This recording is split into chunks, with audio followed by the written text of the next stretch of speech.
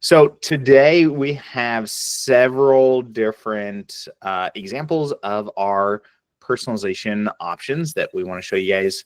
So we're going to jump into it here and get started. So I'm connected to obviously both my Etsy and Shopify. A couple of the examples we're going to be using today is going to be using both Canva and OpenAI. So if you guys do want to follow along now or on the replay, you'll want to make sure to have both of those connected as well. So Canva is pretty simple to connect. It's really just a matter of, you'll see a little connect button under Canva. You'll click on that and it'll just ask you to approve the connection essentially. For OpenAI, there are a couple of steps, but it is pretty straightforward. So the first thing that I want to make sure to note on our Canva or on our OpenAI integration is that the OpenAI connection is separate from a ChatGPT subscription. So OpenAI owns ChatGPT, but ChatGPT is a completely separate product from OpenAI. It uses the same models and things behind the scenes, but it is separate. So if you have a ChatGPT subscription, that's fine and all well and good, but it is separate from the kind of instructions that you see here to get set up with OpenAI. So it's really just a matter of connecting your, logging into your OpenAI account. You'll get an API key that you'll copy into the field here up above. You will want to fund your account. So you need to start with at least $5 of credit in your OpenAI account. And then you can also set up auto recharge, and they have, different rules. So you can recharge it, certain limits and that whole sort of thing. And then you will also want to verify your organization, which again is one of those things that's like super simple to do. It's really just a matter of taking a picture of your ID with your cell phone, and it's pretty straightforward then from there. So yeah, I thought it was like they need all my business details and everything. It's not that. It's actually just as simple as Chris said. Right. Yep. And it is like it's a third party that they use for that like verification process or whatever. So it's it's not like you're giving extra information to OpenAI either. It's not something that is directly there. So once you have that set up, you're good to go. So this gives you the nice thing with connecting directly to OpenAI in this way is it gives you unlimited access of all of our AI tools. And you only have to pay for what you use. So there's no like additional markups. We're not charging for tokens, anything like that. For OpenAI, the two main things that you'll use in AnywherePOD, one is going to be the image generation side, which is what we'll be showing some of here in a little bit, where you can apply your own AI effects to your customer images, which is super, super powerful. That costs, it depends a little bit on the prompt and the image and that sort of thing. But generally, we find that costing somewhere between 12 to 15, kind of 17 cents in that neighborhood for the image generation. And then the other thing that you'll be able to use AI for that we'll get into more into tomorrow's lesson is going to be on generating the title tags and description, which is another like super powerful tool that we have. And that one is like super cheap. It's like pennies per generation, and sometimes even less than a penny. So that's very cheap when you get into the kind of tech side of things. Okay, so that gets you set up with OpenAI. So you'll want to make sure to get that connection going. So the first example that I'm going to run through today is going to be on file upload. So this first one's not going to use OpenAI, but it is going to use allow customers to upload their own images using live previews on either Etsy or Shopify, and the customer will be able to take care of kind of the cropping aspect of it as well. So this is going to be, some of you may have seen it before. This is going to be kind of that mom style design where the customer can upload an image into the actual word mom using a heart for the O. So pretty popular design that has sold well for several years on a variety of products. What we're going to be showing today is going to be on an ornament, but again, this could be on any kind of product that you wanted to offer it on. It does really well on the shine-on acrylic plaques, for example, as well. So a variety of different things, the same kind of process can be used. So let's come back into our product catalog here, and I'm going to come over to ornaments. And let's look at our Printify ornaments again here. And in this case, I'm going to use the, let's do the ceramic ornament from Imagine Your Photos. So a little bit different provider than what we were using yesterday. So if I come over here and go to Start Designing, again, so this is where we can either add our design from Canva, which this is one that is going to save you tons of time if you're using Canva, because the frames that you set up your images on inside of Canva are going to import into AnywherePOD as well onto the product and already be set up to use our image cropper. So it's going to give you a lot of functionality and the customer a lot of functionality without you having to do like any additional setup really at all. You could, if you're using Photoshop or Kittle or something else, you could still do this. You would just need to upload and then add each layer separately. So let me import this and we can talk about that a little bit more. So if I go here to add from Canva, and then let me find my design right here. So we're going to leave page 1. I'm going to say import layers. Now this is going to import, just like yesterday, it's going to import the entire design as an editable template, like as though I originally created it in AnywherePOD.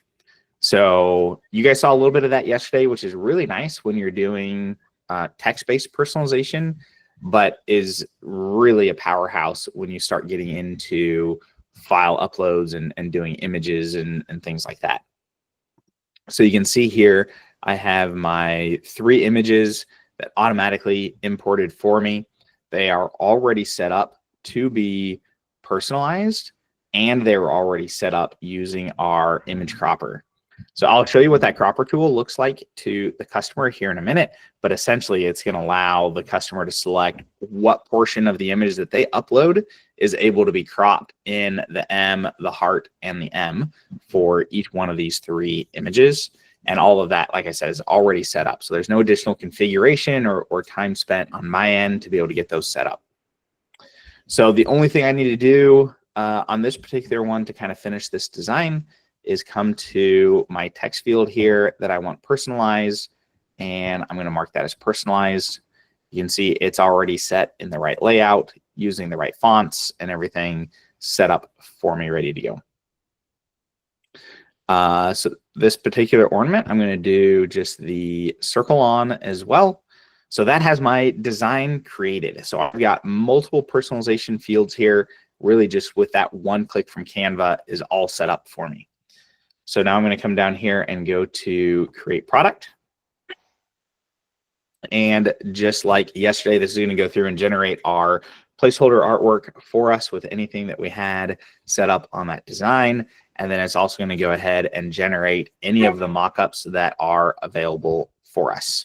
So you can see all of the Printify mockups are available in here. And then I also have a few custom mockups that I had set up previously that you can see those just automatically generate for me. And there's no kind of additional step or anything I need to do to be able to get those mockups created. So those are all set and ready to go. So again, just like yesterday, if you're doing, you could finish your title tags and description here if you wanted to. The main thing that I want to make sure that I talk, kind of go over here now is going to be the live previews. So this process is going to be pretty much the same, whether you are on Shopify or you're on Etsy. You are able to turn on live previews. So this allows your customer to be able to upload that image, select what portion of the image that they want kind of cropped in this case to match the design, and then everything is going to flow through and be automatic from there. So this is really a game changer, especially on Etsy, because previously, if you're selling on Etsy, to be able to do custom images like this, you would have to have the customer send you an Etsy message with their photo, and then you would actually have to go in and download it and do the editing and the cropping and the creating and that whole sort of thing. Customer never actually saw what it looks like. They're not able to kind of make the decision of how they want it cropped or anything like that. So our live preview system now solves that entire process, so that whole thing can be automated. So you have the choice on any of your personalized products to enable live previews if you want to. So it's not required to turn on live previews to do personalization. It is an optional thing. So if you guys were on yesterday, we mentioned, the designs that we did yesterday were text-based. So for just a simple text-based design, we don't normally recommend turning on live previews, but where it becomes very important to do the live previews is when you're doing this image personalization, because of all the reasons that I've mentioned so far. So to turn on live previews, you're going to come up here to the top under Enable Live Preview. We'll click on that.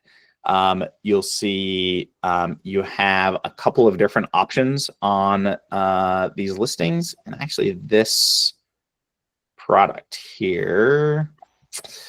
Give me 1 second here. I added a custom preview to my account, and I want to show you guys what it looks like when you do not have your own kind of custom preview. So let me fix that so I can show you guys exactly what that's going to look like here.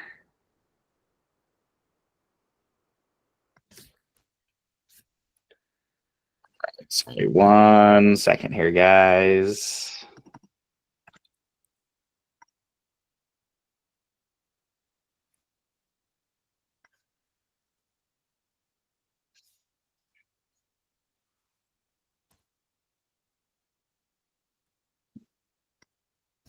Right. All right. Some quick impromptu changes here. There we go. So this is how it should look. If there is a system preview template available, you'll see right here at the top, it'll just say click here to enable the default system previews. So for most of the products, we have a live preview template already available.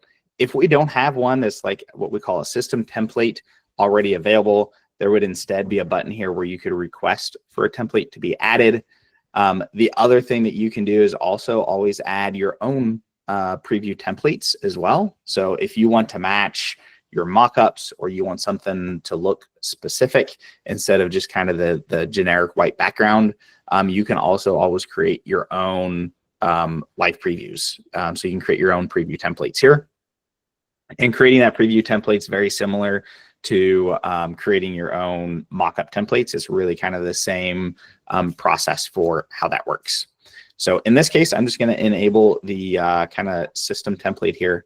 So I'm just going to click on Enable Live Previews. That's going to go through and generate the live preview template for me based off of that kind of initial system template like I referenced. So from here, if I'm selling on Shopify, there's not really anything else that I need to do for the live previews. I would just click on Push to Shopify here, and it's going to automatically show that live preview option to the customer then. If I'm selling on Etsy, excuse me, when I scroll down here, you'll see that it's going to give the URL here for the live preview that the customer can use. So I'll show you what this looks like live on an Etsy listing here in a minute, so you can see what the full process looks like. But essentially what you do is you're going to add instructions that tell the customer to go to that URL, and then they're able to apply any of their personalization, and then it redirects them back to the original Etsy listing for them to kind of complete their purchase. So you'll see here now under just above my personalization instructions here, I have the option to add this URL to my instructions. So this is going to add kind of a default set of instructions to your Etsy listing. So this is going to tell the customer, just like I said, go here to the URL, upload your photos, and then complete your purchase. So let me pull up one of these that is available in Etsy here, and I can show you what this looks like.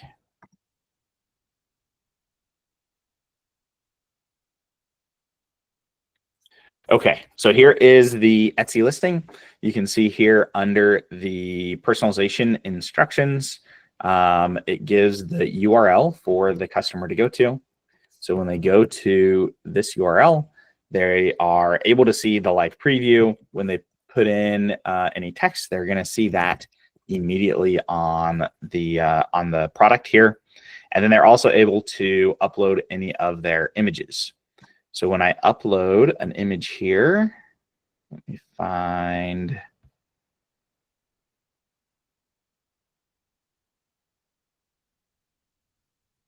There we go.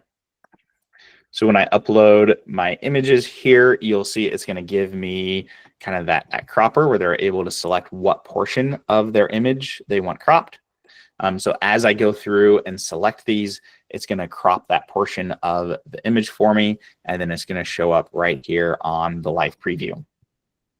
So it'll do that for each image. And if we do the last one here,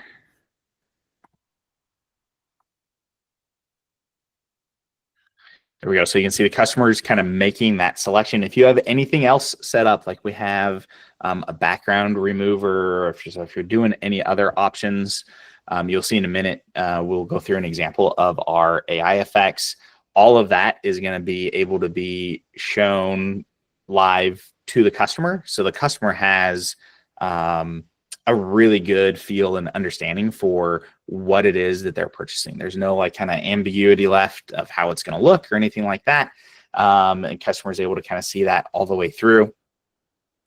Other nice thing when you have personalization options like this is your conversion rate is a lot higher, right? Because your customers are seeing every time they are interacting with this kind of live preview system. When I put in a name, when I upload a photo, each one of those actions that I take is like another little mini yes.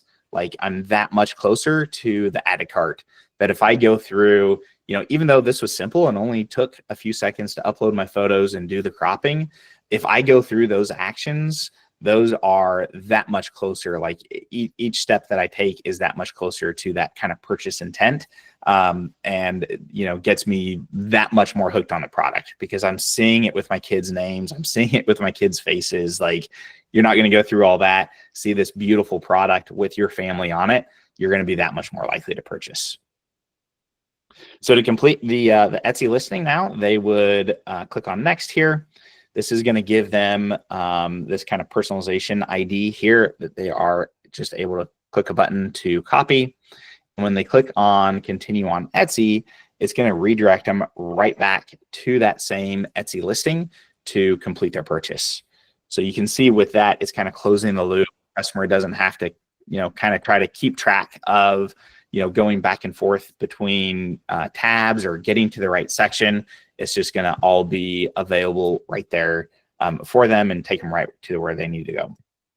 So from here, they would just paste in that ID and complete their purchase.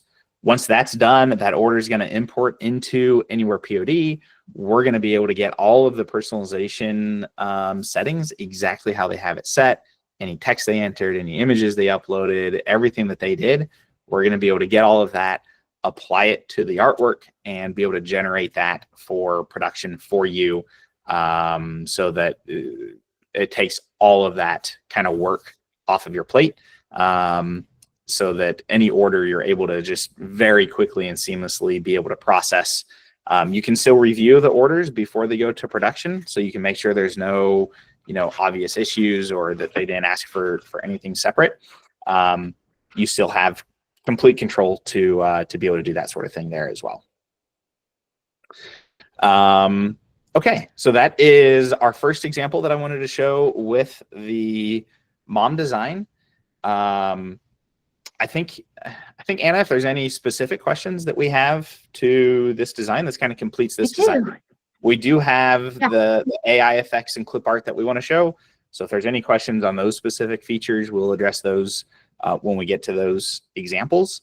But if there's any questions on this, we can address those now, I think. Yeah. I see a few hands up here too. Yeah. So, well, just real quick, guys, just so you know how I'm kind of organizing things so that we're a little bit more organized today on getting you through everything. I'm going to just take the questions that I've been seeing in the chat. Some I'm just answering in the chat. And then I also have them that are going to be just related to this design. If it's not related to this design, I'm saving it for the Q&A later. So we will cover everything, but we're just going to try and stay very relevant to what we're working on here. Okay. So let's do our hands first. Let's have Lee, if you want to unmute yourself and ask your question, that would be great.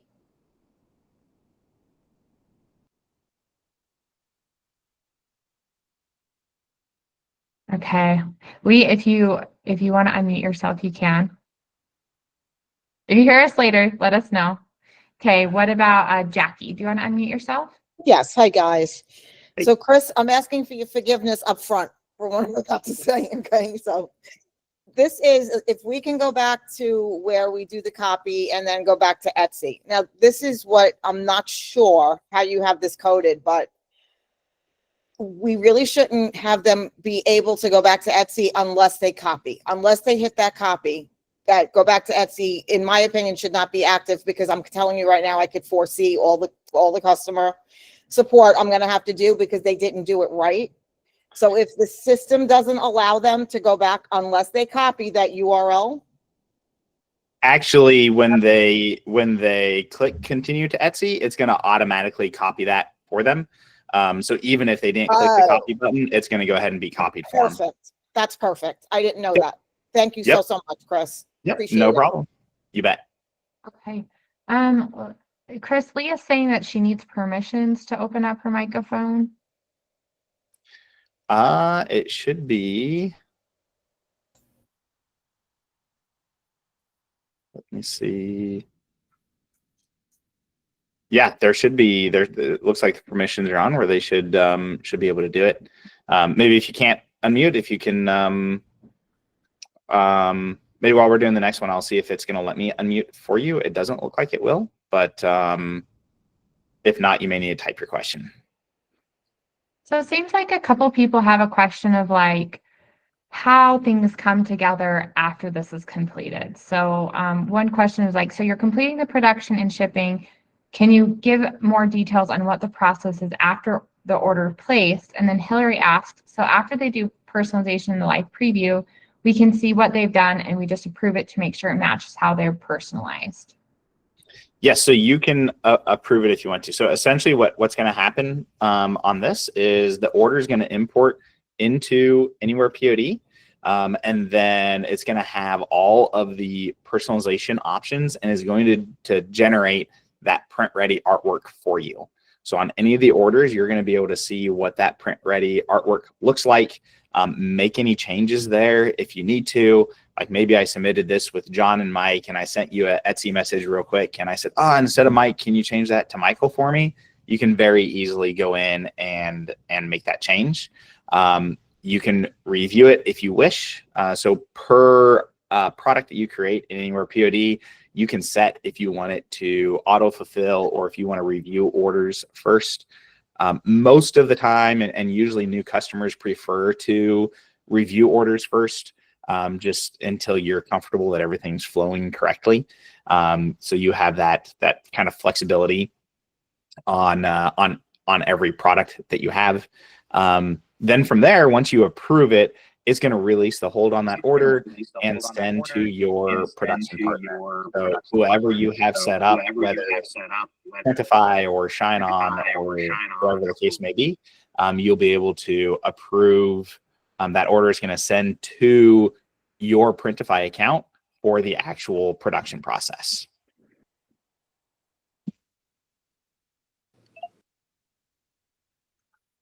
Okay, so next question. I think I saw Lee. Were you able to get your mic figured out there? Yes, I am here. Cool. So Yeah. I understand that WooCommerce integration is not ready yet. So I am building on WordPress.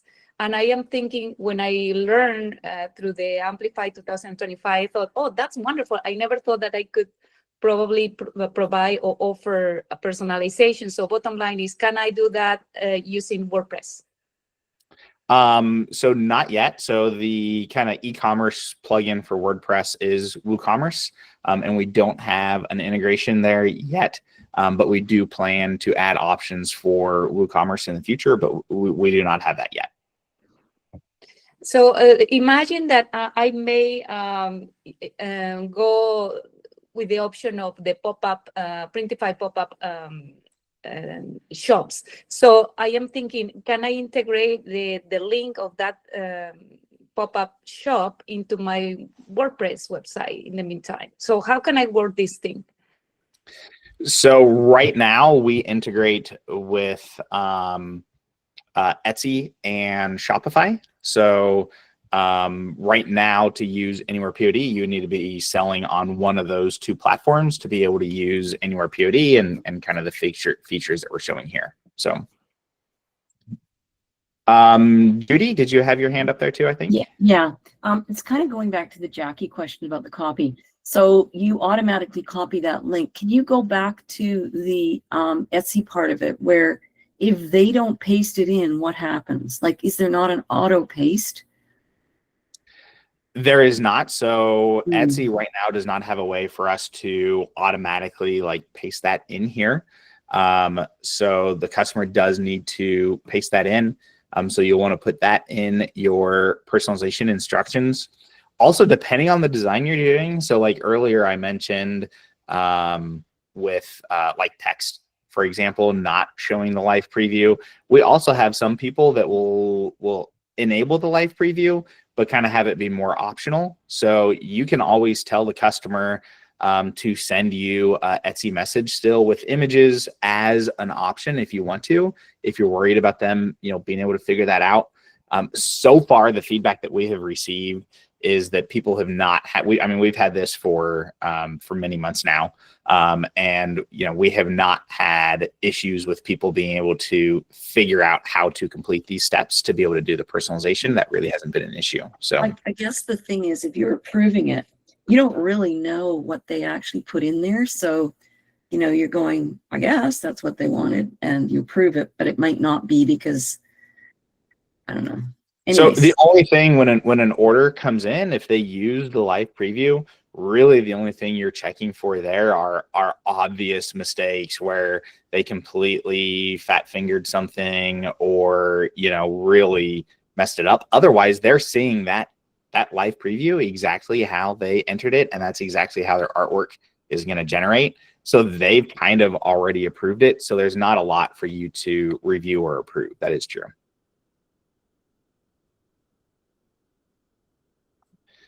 All right. Any other questions, Anna, before we move on to? Yep.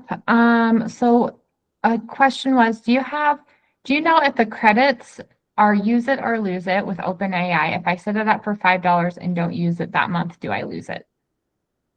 No. So it's your credits are there. You only get charged for usage. There's no like per month. There's no like monthly fee or anything like that using OpenAI. So it's really just based on 100% on usage. Okay, next question. If you change your design after you generated a live preview, how do you regenerate a live preview? Is there a way to start over? Because I changed a lot and the live preview is still showing some old designs as well as a new design. Chatbot gave instructions, but can't find the redo live preview it's talking about. So it kind of depends if you're using a system template or if you created one yourself. Most of that should kind of update and everything as you're making changes to the artwork. But if you run into any problem with that at all, feel free to, if you reach out to our support, we can log in to the product that you're working on and make sure that everything is kind of looking correct there for you. So if you send a link to support with the product you're on, we can look at that further for you. Okay, next one is why would you not want to do live previews? So the only case that if you're doing images, like if you want your customer to upload images, in that case, I think every time you're going to want to do live previews because it's going to save them from having to place the order and then figure out how to send you a message or an email after the fact, which can be difficult and lead to ending up having to cancel the order because you never get the images from the customer. This way you're getting the images ahead of time. If you're just doing text, like what we did yesterday, where it's just 1 or 2 lines of text, in those cases, generally, I would not recommend doing live previews because it's extra steps for the customer, right? If all I'm doing is asking for a name, they can just enter that name in the text field. It's a lot simpler on the customer. They don't need to, copy the link and put in the text and then paste the ID back in. For images, that's still simpler than sending it to you. For text, though, it's easier for them to just enter the text directly on the listing. And it's kind of a simpler process for the customer then. Okay, the next one, we have 2 more questions, and then we're going to do the next personalization option. So, so for each image, the customer uploads the charge. For each image, the customer uploads. The charge is approximately 15 cents. So in this example, it's 45 cents. If they iterate through several photos, it could add up. Would need to think about adding to cost. So for this product, there is no cost. I did not use AI in this example at all. So this example here, there is absolutely no additional fee whatsoever on this product at all. So here in a minute, we'll get into an example of creating with AI, and I'll kind of show you guys what that looks like. Most of the time when you're doing AI images, it's just one image, even if we'll get into more details on that in a minute, but most designs that I've seen, you don't have like multiple AI images on one artwork. It's just the one. So. Okay, the last question I want to cover, it seems like people are confused about the personalization ID. So just to be clear, guys, Shopify is going to look a little bit different from Etsy. So Chris, if you want to explain what that looks like, I don't know if we quite touched on that, and then maybe just review the personalization ID as well. Yeah, so that kind of personalization ID is what is going to get generated by the customer when they complete their personalization here. So that is what kind of ties everything together behind the scenes, which is why the customer needs to paste that in. That is only for Etsy, and that extra step is only required because of Etsy's limitations with what we're able to do and show on an Etsy listing page, right? They don't have a way for us to, embed this directly or to, automatically have the personalization instructions already listed there. Hopefully that's something we can get them to add in the future where we can make that a lot simpler. Ideally we would like that to just be automated. And hopefully at some point in time, they're able to do that. But right now, that's just what kind of has to happen for Etsy. For Shopify, it is a lot smoother process. You don't have the extra steps there because with Shopify, we are able to actually make changes to the Shopify page because you own it instead of Etsy, right? So if we come up here on this example product we've been working on, if I publish this product over to Shopify, this is going to set up my product in Shopify with the live preview and everything embedded, and it is a bit of a simpler process. So let me open this here in Shopify. And let me preview this product here. So here is the same product in Shopify. So you'll see what we do here is we are able to automatically replace your buy now button with a personalize option. So when I click on personalize, it is going to open up a very similar live preview to what we saw on the Etsy side of things, except instead of a next option here, it's just going to go straight to add to cart. So let me just do these file uploads here quickly.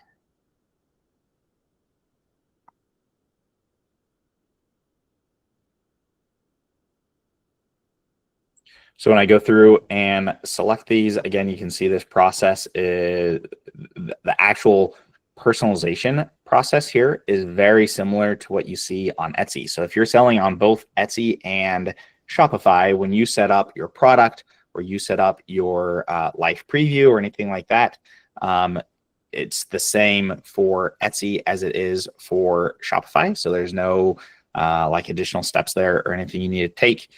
This was the same product that I created and used on Etsy, published to Shopify, and now my live preview and everything's set up. So now here, when I go add to cart, it's just going to actually add that product to my cart. You'll see the thumbnail image here has my personalization options already on it, and everything's all set up for me and good to go. So there's no additional steps. I didn't have to copy and paste anything with Shopify. You're able to just make the personalization, add it to your cart, and then you're all set and good to go from there. Okay. Great. I have anything that was not specifically covered, guys. I have a list to make sure we literally touch every question. Just want to do it kind of in an organized way. So we're going to continue on now to the next personalization option that we have within AnywherePOD. Cool. So what we're going to go over now is going to be some of the options that you can do with the AI photo effects. Now, this functionality really kind of blows the lid off on what you're able to offer your customer. There are tons and tons of bestsellers on Etsy right now that are using some sort of AI photo effects. A lot of people are still kind of doing it the old manual way, and it's a lot harder to do it. But if you look at almost every niche that I've been researching or every product that I've been researching, there is at least one kind of top bestseller that is using something that we could automate using this AI photo effects. So what this is you can literally create any prompt that you want and be able to have AI, when the customer uploads their image, you can have AI take over and apply that prompt to any of your customers' images. So this is a great way to be able to do that like chibi style artwork, which I'll show here in a few minutes. You can do line art with this, which would work really well for anything that's laser engraved as well. You can convert their image to a watercolor painting or a Rembrandt painting, or you guys probably seen the like dog heads that puts the dog in like the body armor type thing. That's another really popular one. Any of those types of things that you can do now with these AI photo effects. So it can really, really add a lot of options to what you're able to offer to your customers. So for our example today, we are going to do this on a shine-on acrylic plaque this time. Again, the product doesn't matter so much because it's the same process with AnywherePOD. Whether you're creating with Printify or Shine-On or one of our other suppliers, the product creation process is kind of the same across the board.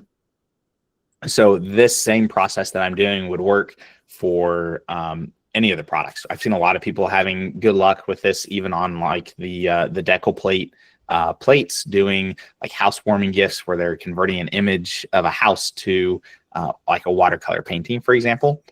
So this works across the board on any of our product line, essentially. So what we're going to be working with today is going to be our, as I said, the Shine-On acrylic plaque. So I'm going to come in here to our Shine-On products list, and we're going to go to acrylics. And the one I'm going to be working with is the square acrylic plaque here. So we'll go to start designing on that. Now, in this particular case, I'm really just going to be using image that's going to get converted and then some text below it. You can add multiple layers to this. So if I want other custom backgrounds or other artwork or other text, really you can add any of those additional things that you want to it. For this example, though, we're just going to be kind of doing one image that we're going to end up converting. Okay. So I'm just going to close that to start with. And then here under add layers, I'm going to click on add image / artwork. And this is going to be the image that I'm going to convert with AI.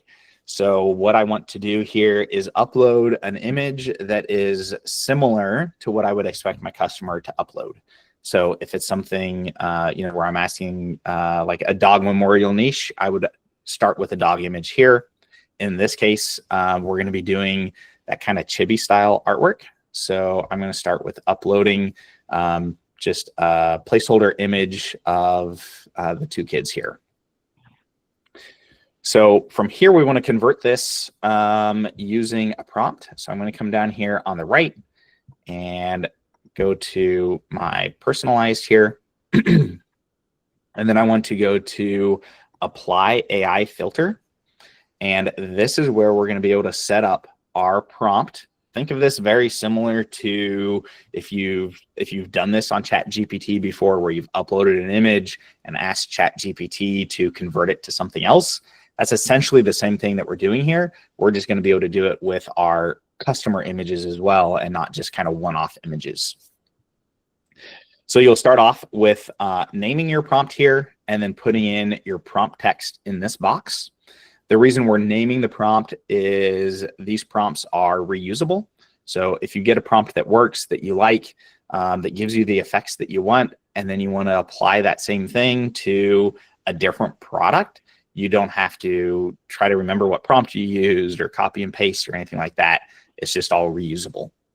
So you'll see here in my list, I have several different prompts that are set up here that I can use.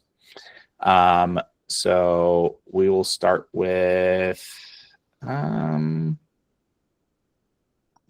me see which one I have here.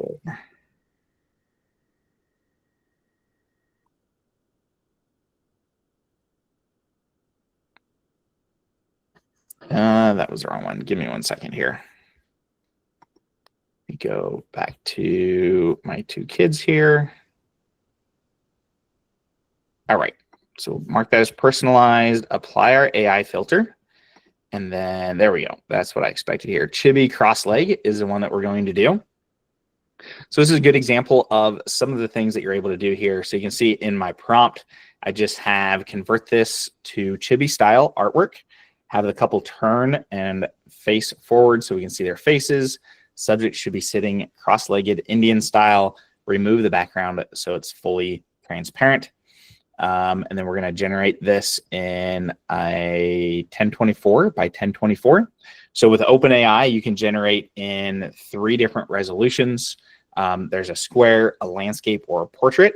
What you want to do there is really going to just kind of be based on your design, on how you want things kind of laid out and to be generated. So I'm going to go ahead and click on generate here. So that will start generating. You'll see kind of the feedback that we're giving here is kind of similar to what your customers will see. So it's going to kind of blur the image. That's going to slowly kind of unblur and go away. And then there will also be text here that is going to update every few seconds, so you can get the feeling, see that something's still generating, and that it's not just kind of stuck on generating the image. These do take a little bit of time to generate. So it takes OpenAI usually about 1 minute to generate an image, sometimes a little bit less, but it's usually right around 1 minute to generate an image, which is why we try to give so much feedback so the customer is confident in what's getting generated and that something is still working there. So this is going to generate that chibi style artwork. So chibi style artwork is, you guys have probably seen, it's been popular for several years now, where you can select different hair color and skin color and shirt color, all that sort of thing. So traditionally, to set up these types of listings takes a really, really long time for you, the merchant, to go through and set these up, because you have to have different images for every single one. So it's really kind of a pain to set up. And then it's a lot for the customer to be able to personalize these types of designs traditionally as well, because they have to go through and make all of the selections for the hair and the skin and the eyes and all this different stuff to end up with something that maybe kind of sort of represents the person they want to represent. Whereas in this case, you can see they just upload an image and it is able to automatically generate that in the style that we requested, with the correct hair, with the correct clothing, with the correct skin color. Like, all of that is just done automatically, and it's so much easier on the customer as well. So this is our placeholder image that's applied to that prompt, so we can kind of see what it's going to look like. And it's going to be all set up there for us. Now, I'm going to add a text field down below here as well, so they can enter in like the names of those on it. Before I move on from this, one thing that I want to do is, you'll see here under resolution, this is now showing as a medium resolution. So it's about 45% of what it needs to be. The reason why that is, as I mentioned before, we're generating this in 1024 by 1024 pixels, but our positioning here is about double that size. So one of the things that we have built into AnywherePOD is an automatic upscaler here.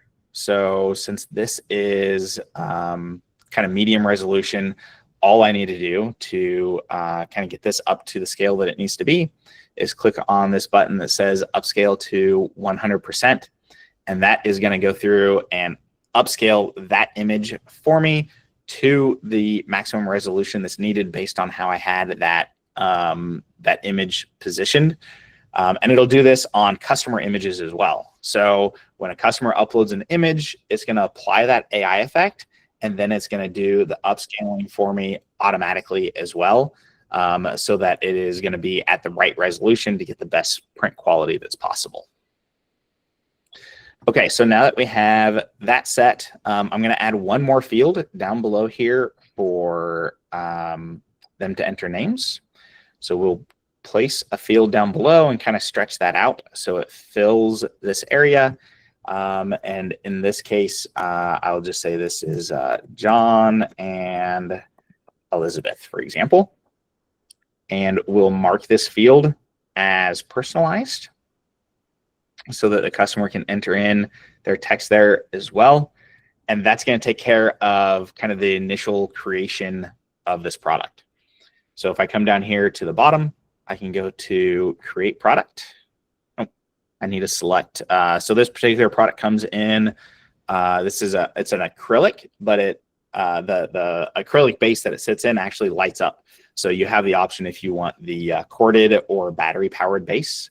So I'm going to give the customer the options for both of those, and we'll go to create product. And now again, this is going to generate the placeholder artwork for us that can be used on any of the mockups. And then it's also going to generate any mockups that are available, any custom mockups that I have. Just like any other product, all those are going to be available for us automatically. So from here, what I want to do is enable my live previews again, because I definitely want that enabled on this one so the customer can upload their image. So we'll let that generate here. And once that's done, you'll see we have our personalization link down here at the bottom. So what the customer is going to see is the live preview here. They're going to be able to enter in names and upload their photo. So when I upload another photo here, it is going to go through and do that generation again. So you can see kind of the feedback that I was referring to previously. We're going to let them know up front, this takes about 1 minute to generate, so they know about how long they're going to need to wait, which really, when you think about it, 1 minute, if I'm doing this the old way and I have all of the different kind of clip art options that they have to select to get the shirt and the hair and all that stuff correct, it's going to take me longer than a minute to go through and do all of that generation. So 1 minute really isn't that long. So we're going to show that to them. We're going to give them that feedback, you'll see that kind of blur effect is kind of going away. So you can kind of see that something's generating there. So we try to give as much feedback to them as possible along the way so that they see that something is happening and that they're not just kind of, sitting there wondering if things are actually still generating or if there was, an issue or anything. It's going to be a lot more clear on what's actually happening here.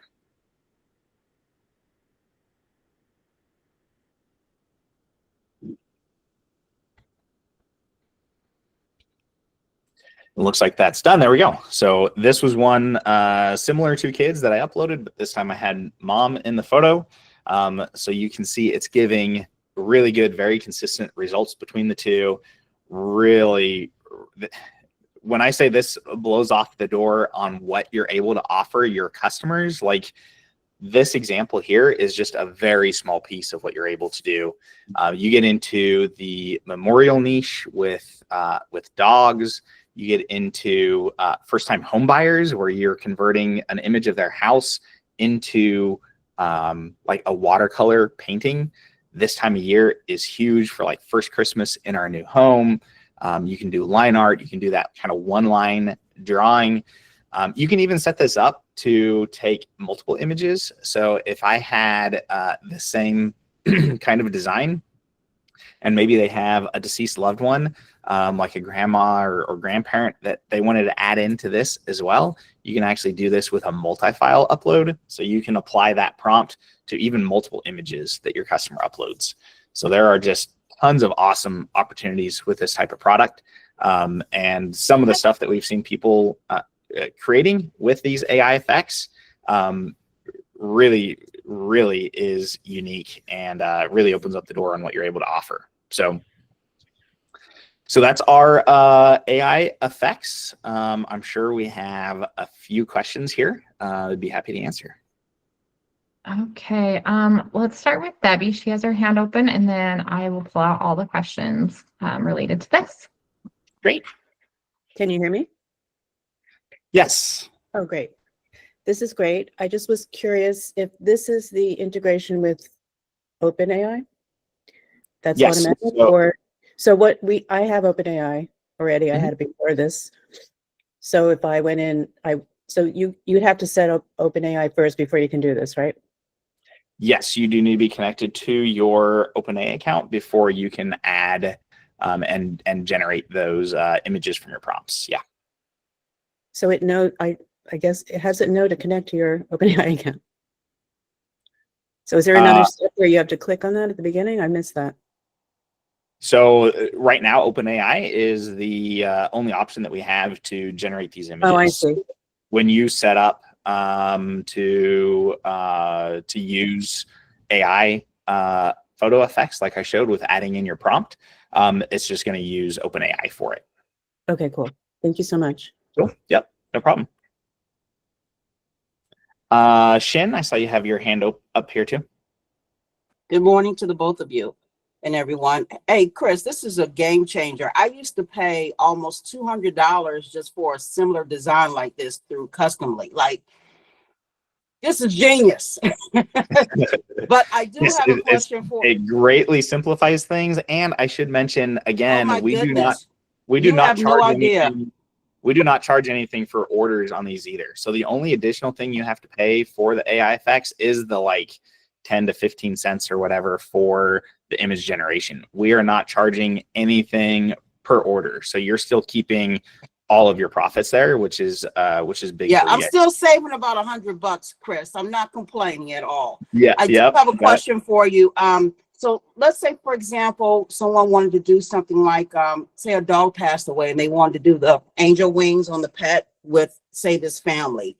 How would we do that? Or do you have a video in your stash of YouTube videos that we can look at to do that? So that's really just going to be a matter of working that into your prompt, I think. So on your prompt, you would just say to add the wings. You may need to describe the wings a little bit, if white wings or whatever you want there. One of the things that OpenAI does really well is it can take a very generic prompt and generate very consistent results. So it kind of has an idea already of what chibi art is. It's going to already have an idea when you say add wings to the dog. It's going to be something that usually does a really good job at being really consistent between those. Sometimes you end up needing to describe it a little bit more if you find some differences. But yeah, it'll just be a matter of working that into your prompt settings. Cool. And I can do this on blankets as well, correct? Absolutely. This works with any product in the catalog. Yep. Cool. Thank you so much. Appreciate you. I appreciate you guys for having this 3-day boot camp. This is everything. Thank you. Awesome. I'm glad you're getting some good information out of it. That's great. Okay. All right, I'm going to start going through the list here. If I create the first product by upscaling the image, does the other bulk images which will be created using this reference product be upscaled too? So that's going to be a little bit different, right? So if you're referring to using like our bulk uploader, for example, it's going to be a little bit harder to do that with the prompts because you're going to want your prompt to change each time. So this particular type of product, you wouldn't necessarily use the bulk uploader for. But let's say that the other bulk images. What about the maybe he's asking, let's say you had to upscale your original image, would it automatically upscale the image of the customer as well? So for this example, it would, yes. Okay. Because you had done that in the template. Exactly. Like in the original listing creation. Right. Okay. Yep. Sounds good. Is there a way to have, so this is going to be 2 questions here. I think we're going to be getting into this in just a second. Is there a way to have the customer add wings or halo to image if they wanted? So the clip art method is really obsolete at this point and doesn't offer the best experience for customers. So 2 points on that. Number 1, on the wings, as I just mentioned a few minutes ago with the question, if you want wings on something particular or like a halo, you're going to want to work that into your prompt. So that's going to need to be a part of the prompt that you create, telling it to add the wings or whatever you want there. Clip art is still applicable for some scenarios. So we're actually going to get into an example of that here in a minute. In my opinion, so you could still do this type of design using the old clip art method where they can select hair color and all that stuff. Honestly, I think doing it this way is a lot better. And for this type of design, probably makes clip art more obsolete. Where clip art can still be very handy, which is the example that we're going to show in a minute, is if you have like different background colors that you want to offer. So one of the best selling kind of dog ornaments that's on Etsy right now is where it's converting the dog to watercolor and then to like a watercolor painting. And then there are different like kind of watercolor splash backgrounds that are different colors that the customer can select. Those kind of different color backgrounds, the clip art functionality works really well for. Or if you're doing something with birth flowers, for example, like grandma's garden type of designs, that is another area where clip art still works really well, where they can put in, select the correct birth flower and the name for all of their grandchildren or children.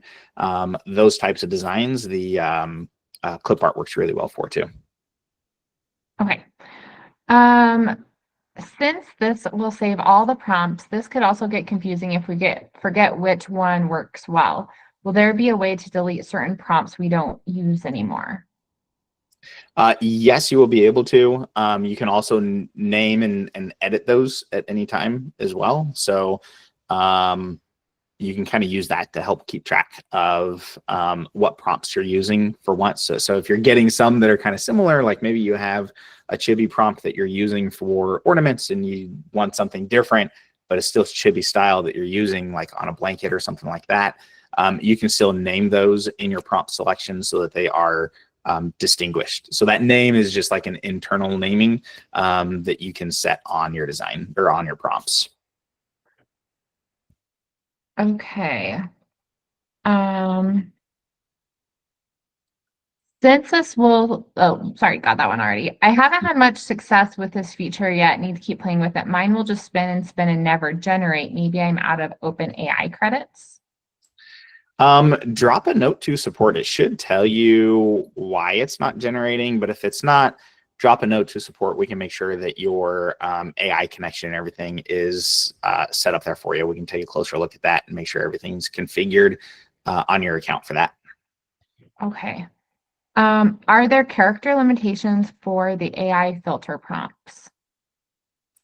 I think technically there are some limitations in the background, but it's very large. I've never run into it.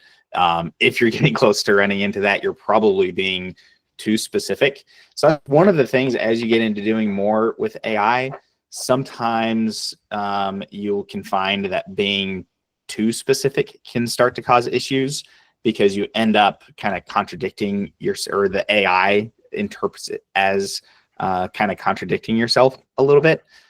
So sometimes, especially with OpenAI being a little bit more broad, it can get you a little bit better results than trying to get down and specify every single little detail, because that's when it kind of starts hallucinating and getting different results that way. Any thoughts on how to handle if a customer uploads a trademarked image? So, I mean, that's really kind of up to how much you want to police that.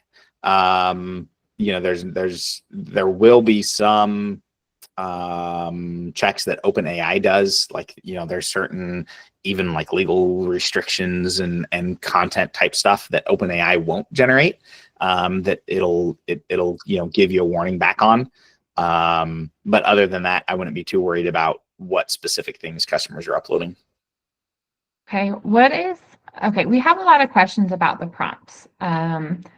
So we do not have currently like a file or a library of prompts. This is actually probably one of the top things we're requested when we show this feature. So Chris and I just need to kind of get our butts in gear and get this done.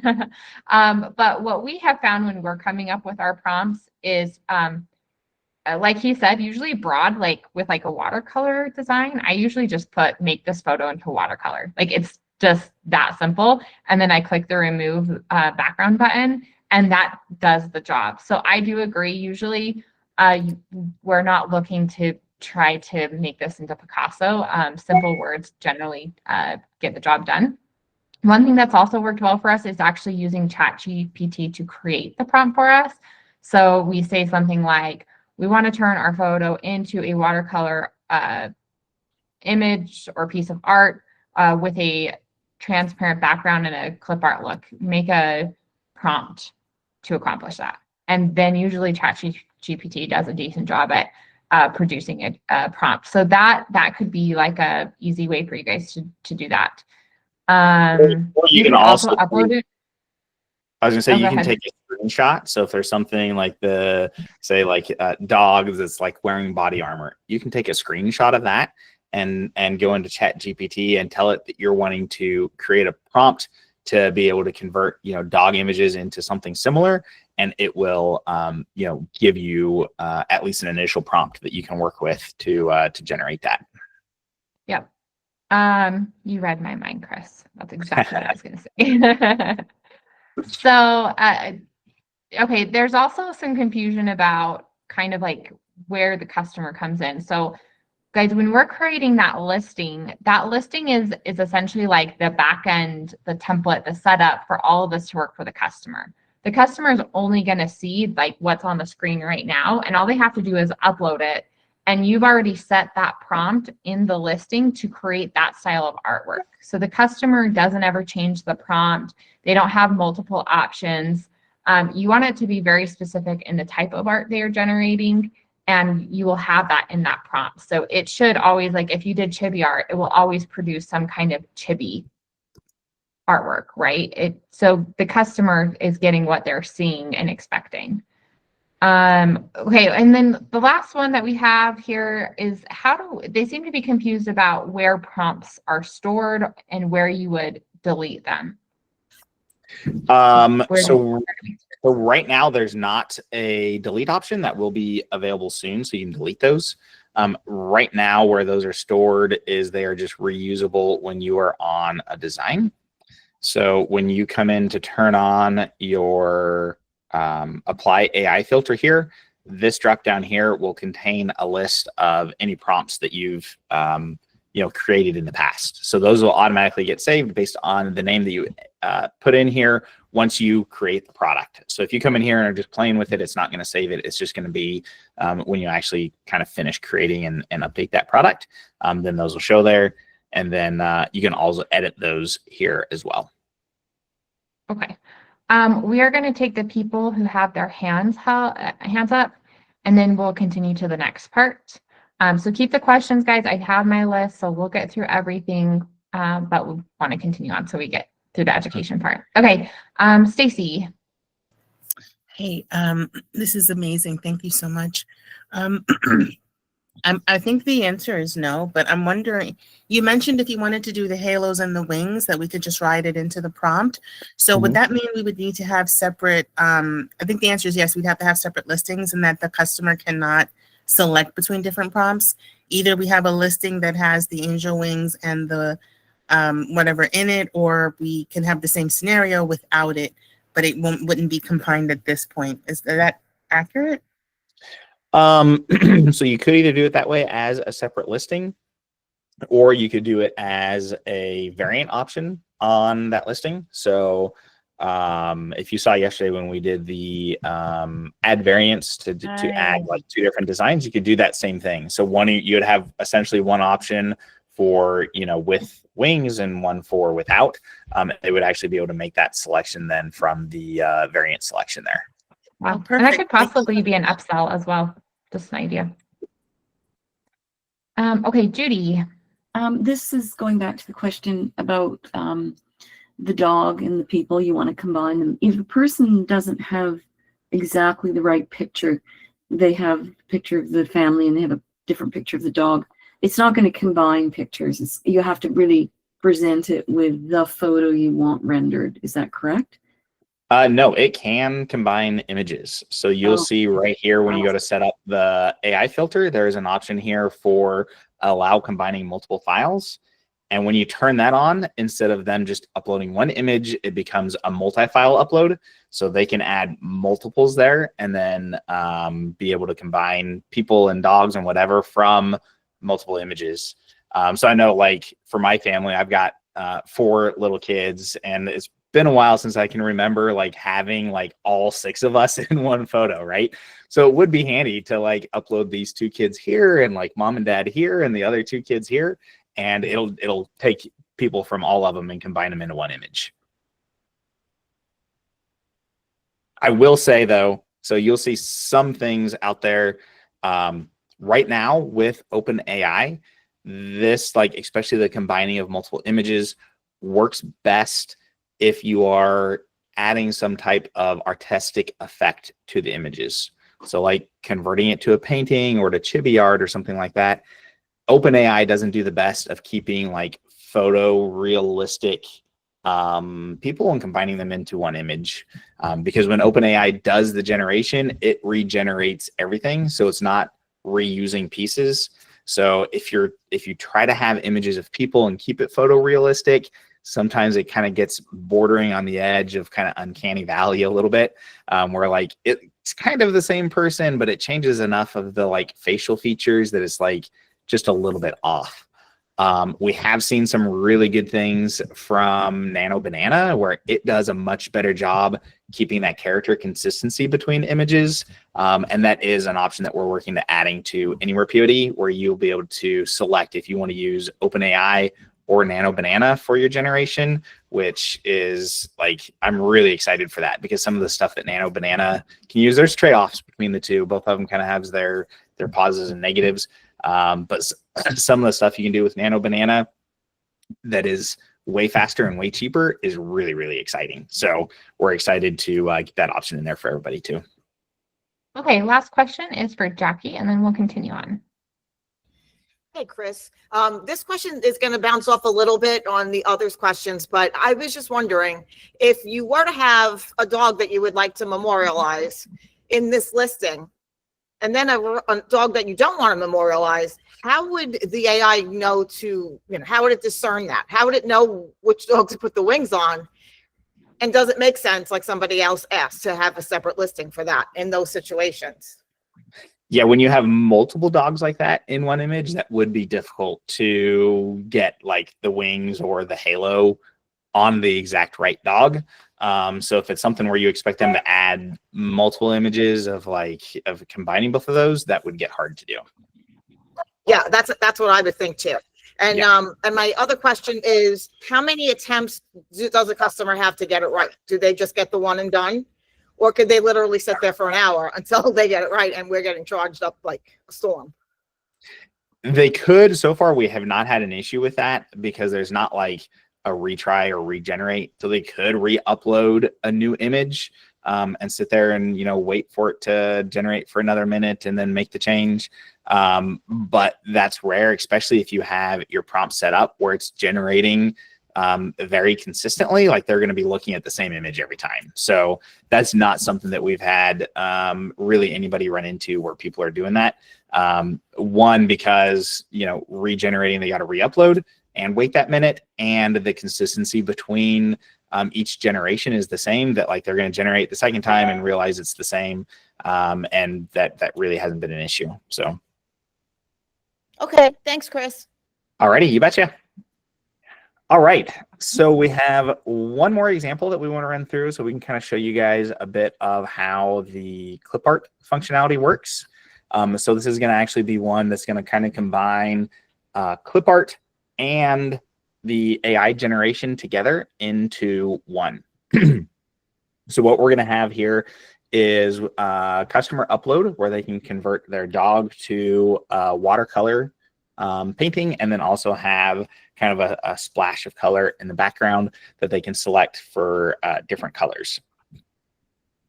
So to do that, we are going to first create in Canva our different colors.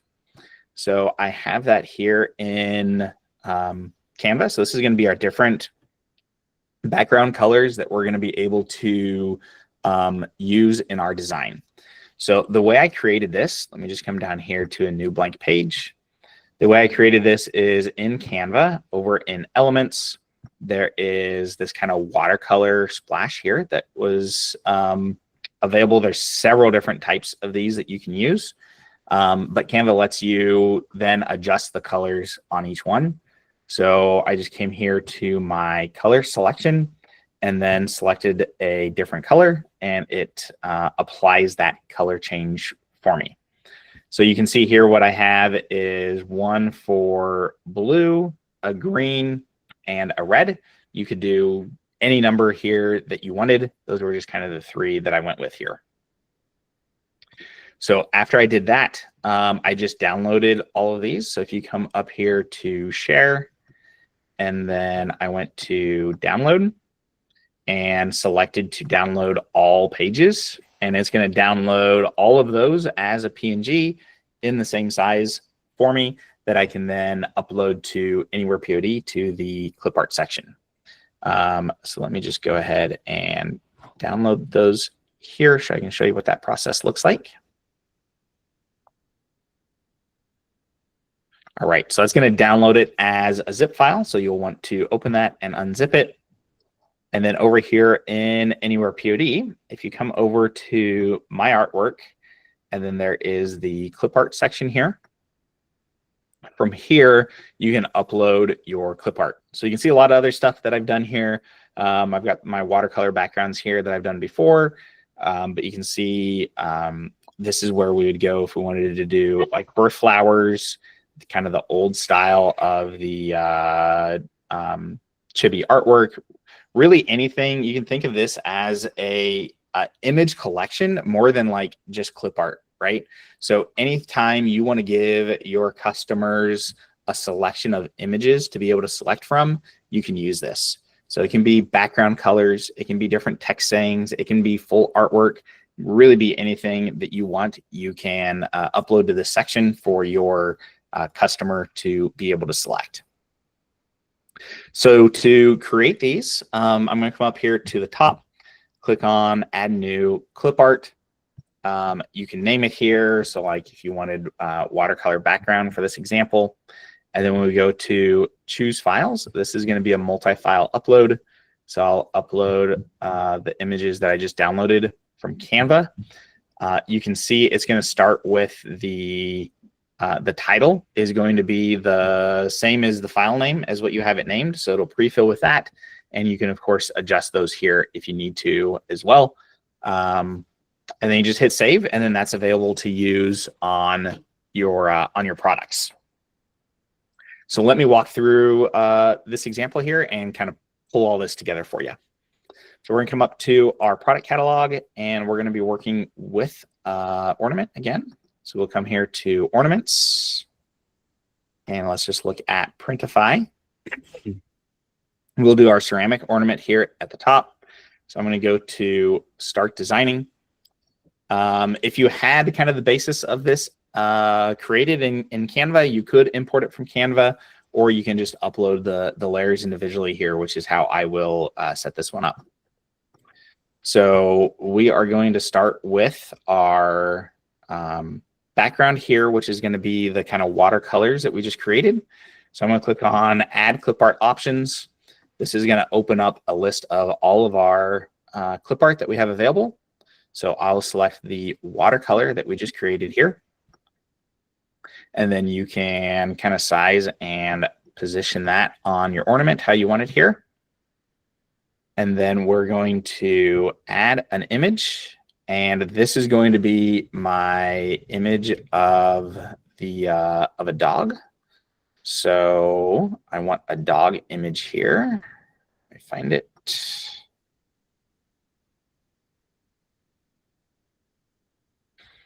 There we go. So here is the start of our dog image.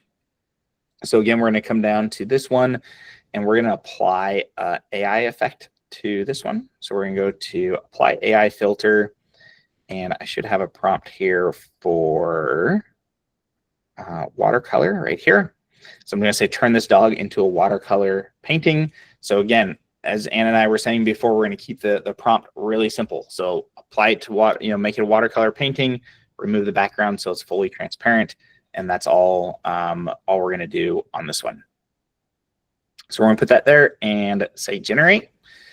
Give this a minute to finish generating here. Again, it's going to work just like the example that we did a moment ago. So it's going to take about 1 minute for that to generate. And then we'll add a text field at the top as well, so they can enter in their dog's name on the product as well.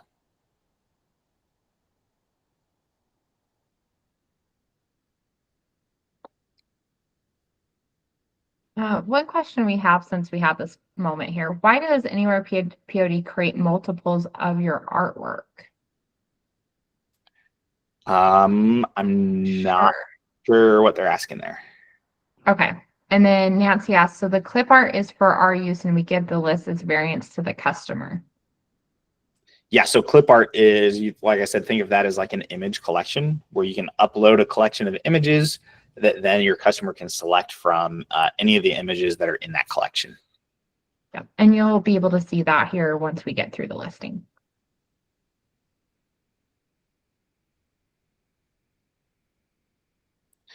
All right, so there is our kind of dog watercolor image here that we can move around and place on the ornament as we want. And then here at the top, we're going to add another text field for the dog name. So we'll put in whatever you want to use for that placeholder text, and we can set our font here as well. Make that a little bit bigger and right there at the top. And we'll mark that as personalized. Make sure we're centered, and that should be good. So now we will create this product. Oh, we need to select our circle ornament here, go to create. So again, this is going to create our placeholder artwork, going to generate all of the mockups for us. And as soon as that's done, we will enable our live preview, and I'll show you how that kind of clip art functionality works then. So we go to enable live preview.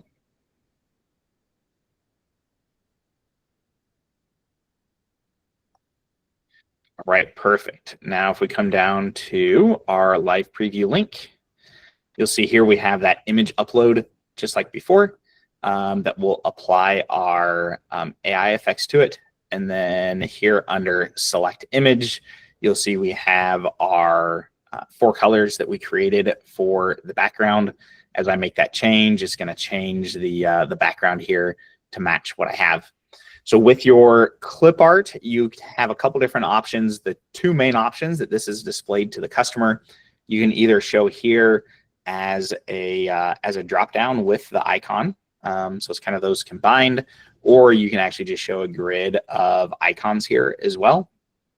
So you have that option when you're creating that artwork to be able to make those changes so that it shows up in whichever method you prefer. All right, and that is the clip art. So what other questions we have here? Other questions. Some ornament instructions say to make sure your design or background covers the entire ornament template, even the bleed area. How would the colored water splash work?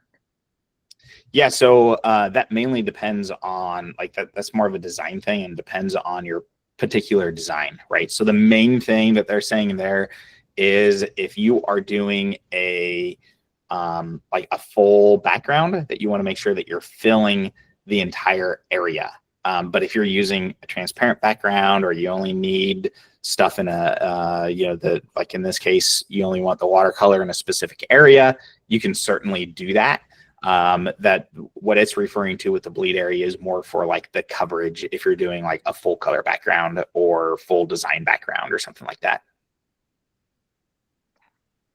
AJ and Grayson asked, can the customer move their dog around, or is it set within the rectangle of the lab, like within that's already set in this, like, is this the parameter set? Yeah, so you're going to have that set per your design. So since it's going to generate in the same size every time, you're kind of dictating where you want that positioned on the ornament, and then it'll position that in the exact same time, so that if you have any other design elements, or like I said, the text above or anything like that, you have that showing up in the right spot every time. Are you able to give the option of no watercolor background? Yeah, so what I would do in this case is have one of the images that I uploaded for my watercolor image collection to just be a transparent PNG, and then just name that, no background, and then that would be available in the options there to be able to select. Linda asked, when approving personalization before sending to the printer, can you manually make adjustments to the size? Yes. So when an order is on hold, you have complete control over that artwork. You can either edit just the personalization. So if I need to adjust a name, you can do that very easily, or you can go into the full like artwork editor mode and be able to change any of the layers, any of the sizing, everything, anything there that you want. So you have full control over that.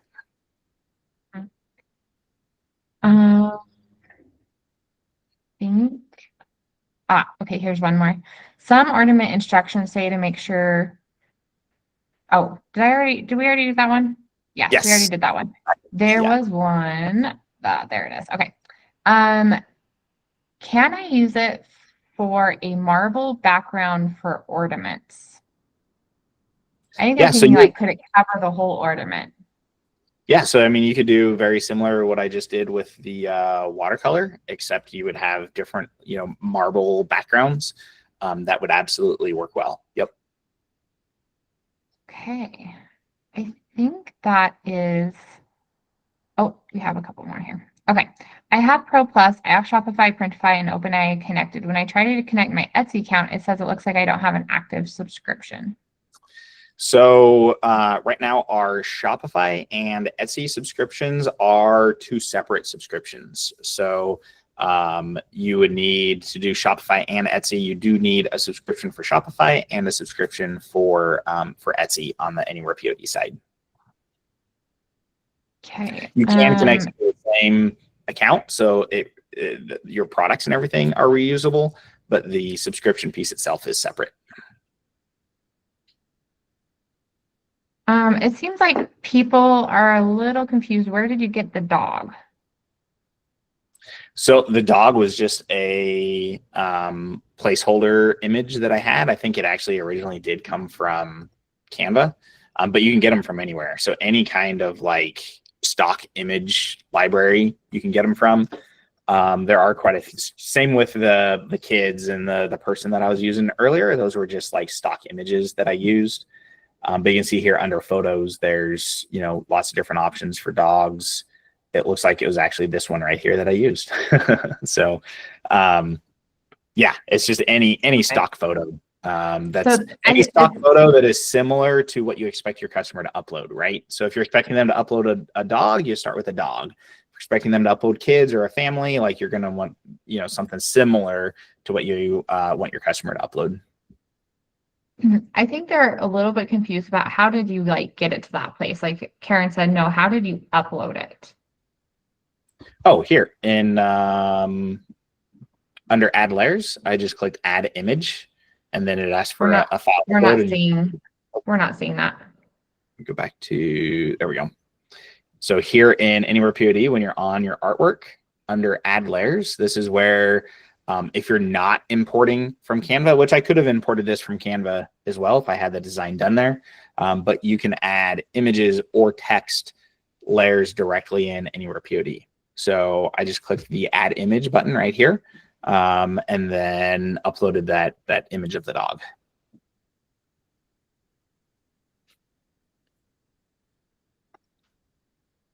Okay. Is the background removal a part of the prompt?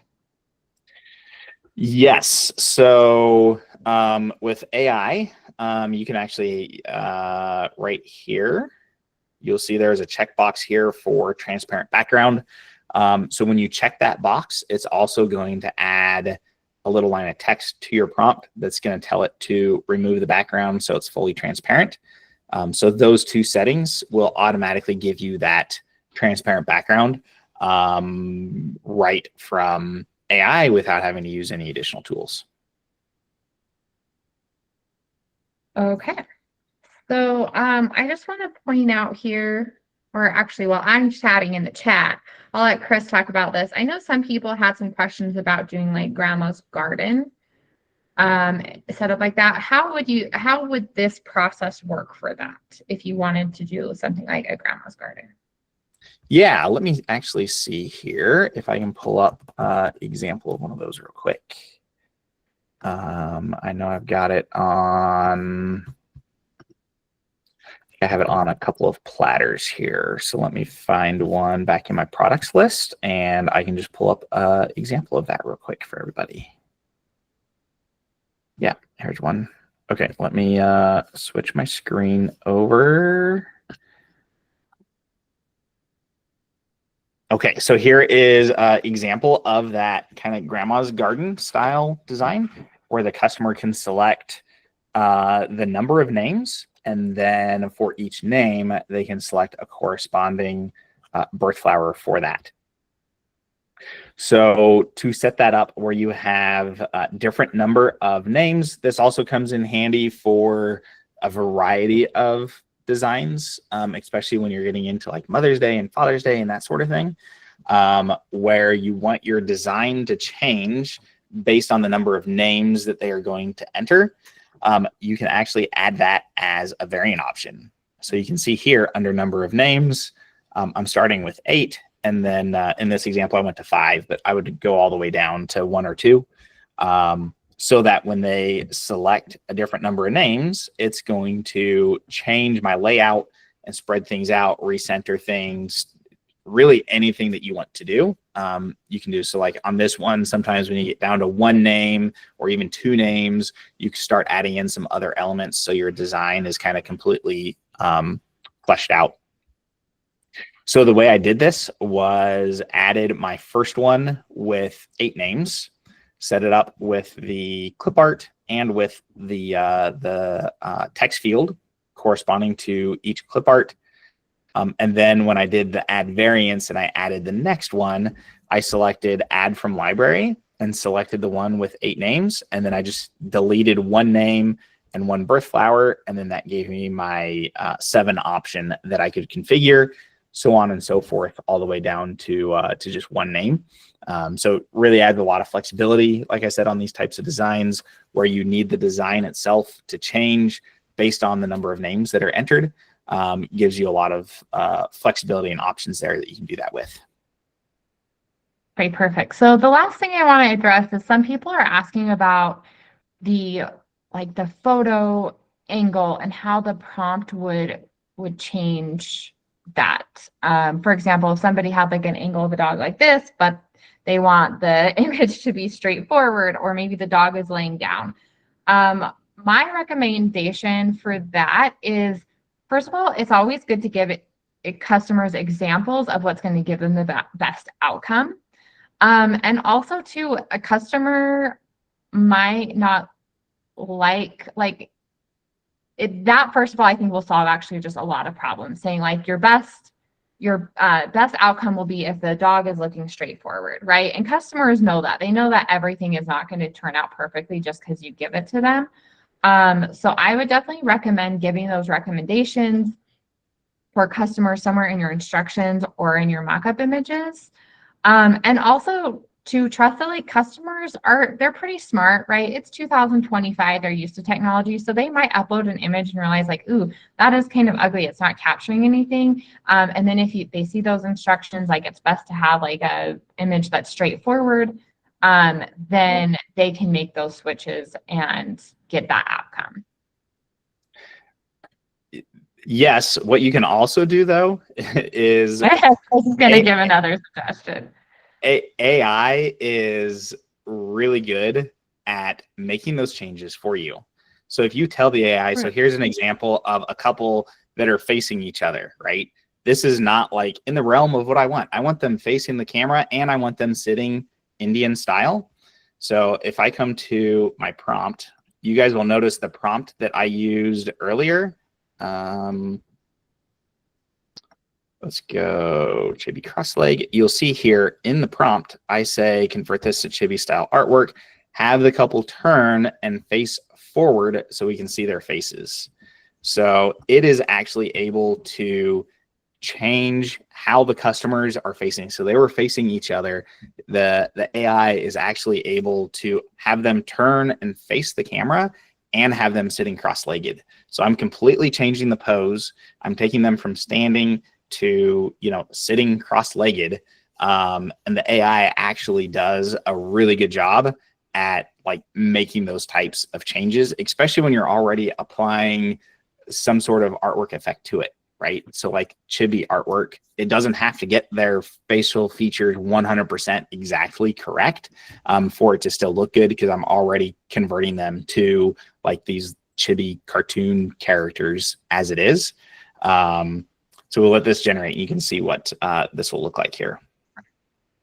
So, okay, I'm going to be kind of contradict a little bit. I 100% agree with Chris on this, but guys, there are lots of ways to use AI and generate certain types of art. So just test it out, because we can't give you all the use cases into where like this will work for chibi, which makes sense, right? Because we don't have to have like the fine details of the person when we do chibi art, right? And we go, oh, that could work, right? Because it's just a style of art that doesn't require exact likeness. But maybe you do have an art work style that does require exact likeness or close enough likeness. So that's why I say play with it, because we can't give you every single use case and where it does or doesn't work. But also be aware, like Chris is saying, that this style actually, I think he is really right. Like it doesn't need to be exactly like that. And so it can do this and it's pretty decent.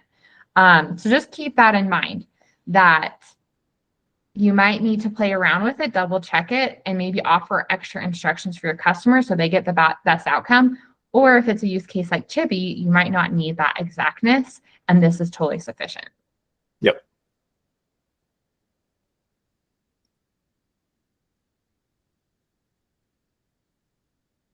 So I see someone's asking, can it generate realistic art besides chibi?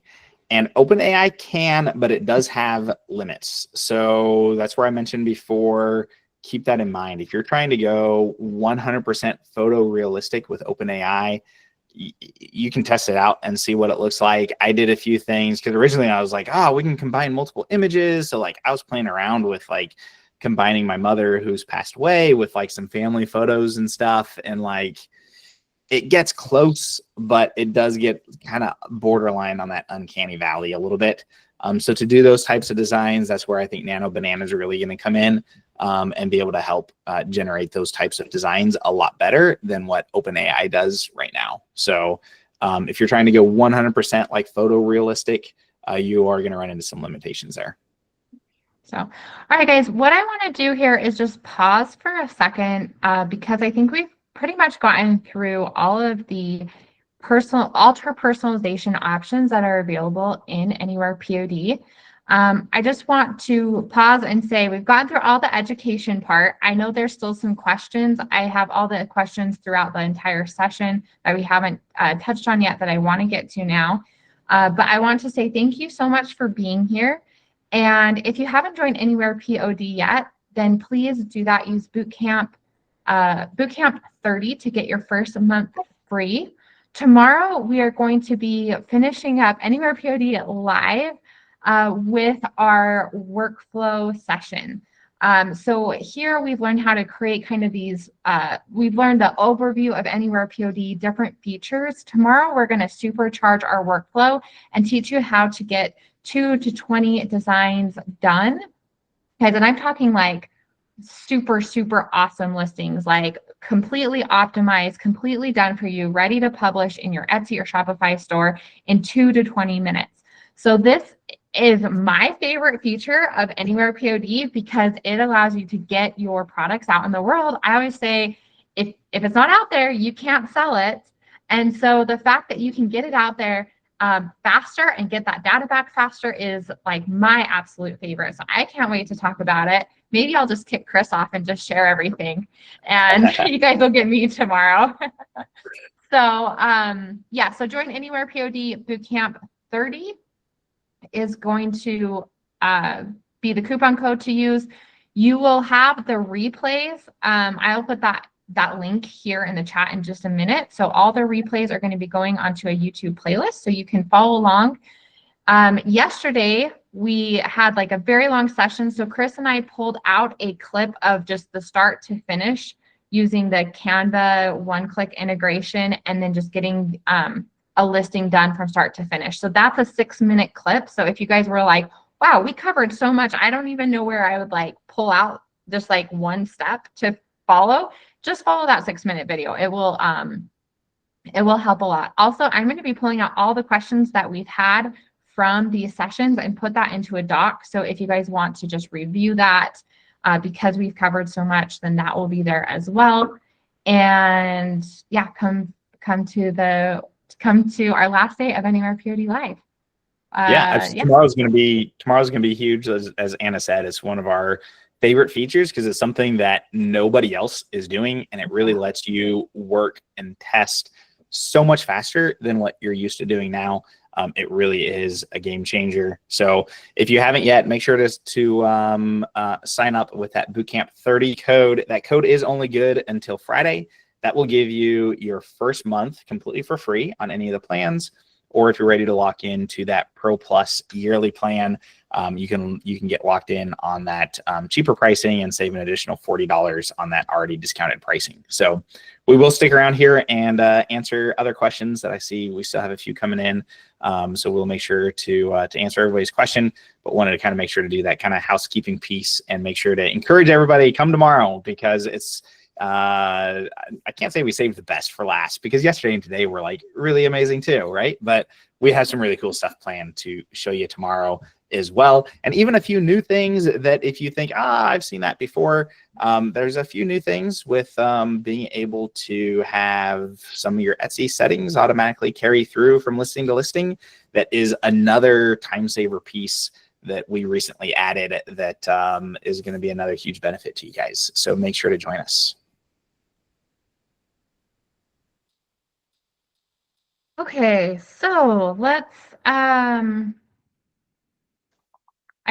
put the link in, guys, to join. So what you're going to do is create an account first, and then you'll be given the option to put that coupon code in.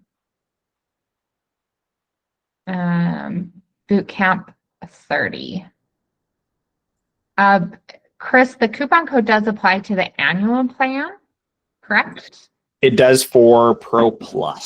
So for Pro Plus, Plus. you can save an additional $40 off the yearly plans are cheaper anyway. But it'll save you an additional $39.99 off of that yearly Pro Plus plan.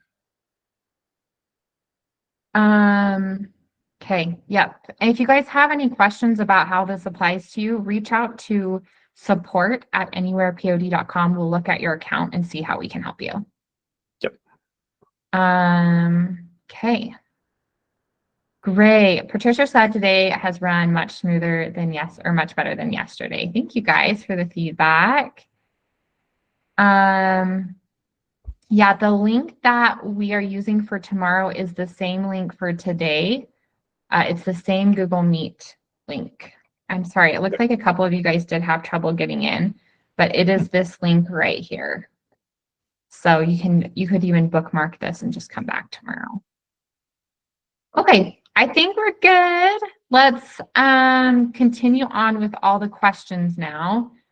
So I'll go through the questions that we recently got in the chat and then finish up with the ones that I've been kind of building up, piggy banking here in just a second.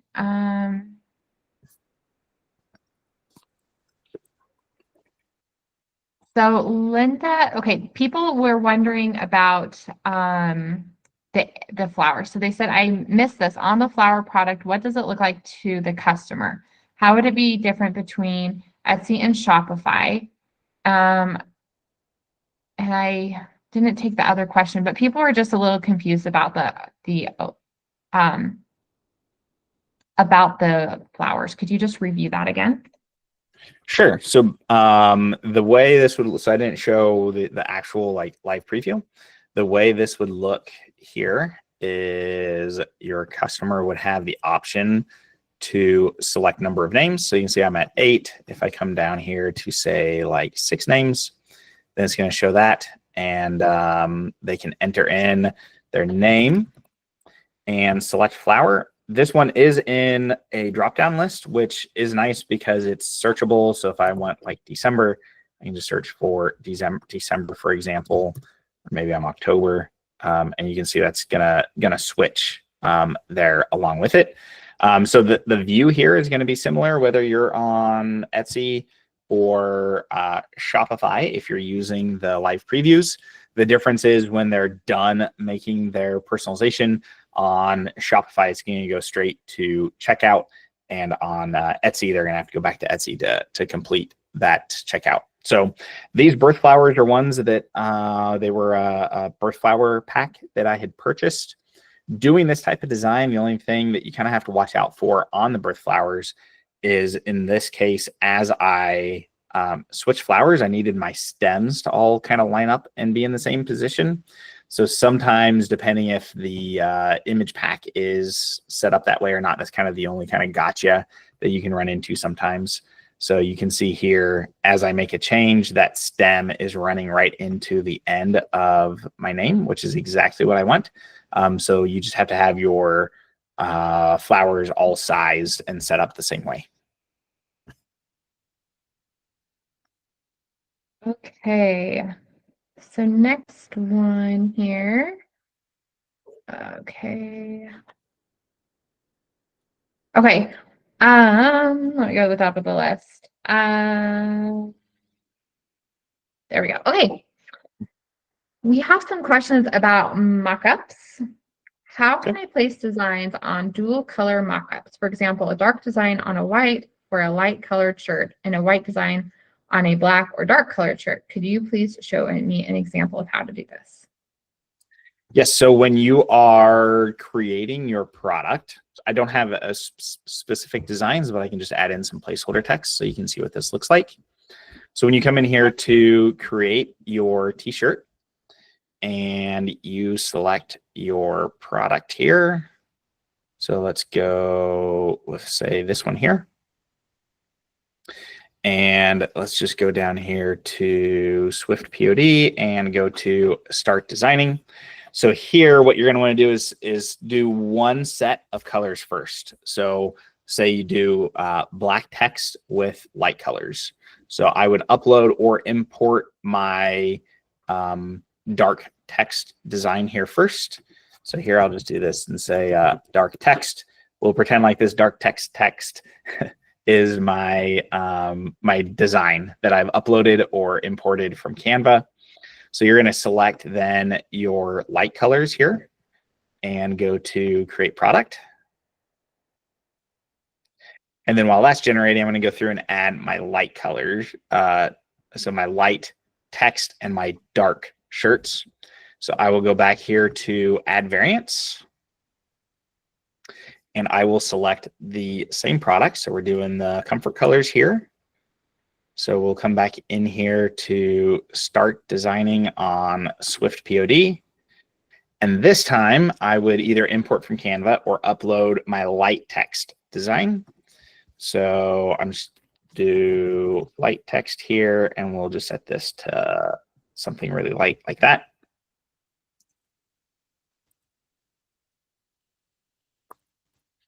And then you'll select your darker colors. So I'd select navy, black, let's do true navy.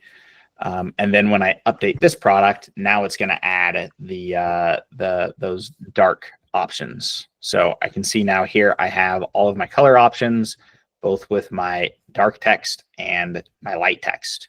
So now when I go in to add my mockup templates, I can select from each one that I want. So if I go to add new mockup template, and I upload a blank mockup. Let me see here.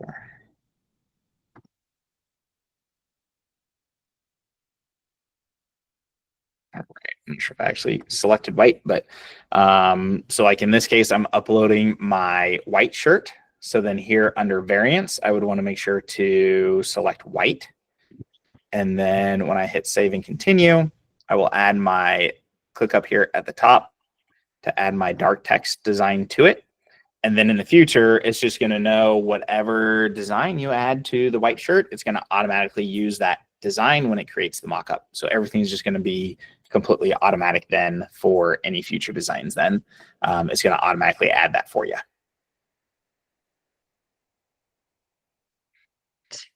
Okay, next question is, can the mockups for selling this, so this is when we were doing AI effects, show the before and after of the AI effect? So that is something that I would recommend adding to, like if you want to show that, you would add that as a mockup option. So you've probably seen where they'll have like the image with a little arrow that then kind of points to what it looks like after the effect is applied. So you would not be able to automatically generate that, but that is not a bad idea to create that type of mockup and add it to your list of available mockups on your store. Okay. Chris, while you're talking about the light text, dark text topic, please address not using a duplicate for Rapid Lister. Not using a duplicate for Rapid Lister. I'm not sure I follow there. I don't know either, but I'm like, maybe there's something. When you're bulk uploading, right now that Rapid Lister only takes one design, which we'll get more into tomorrow.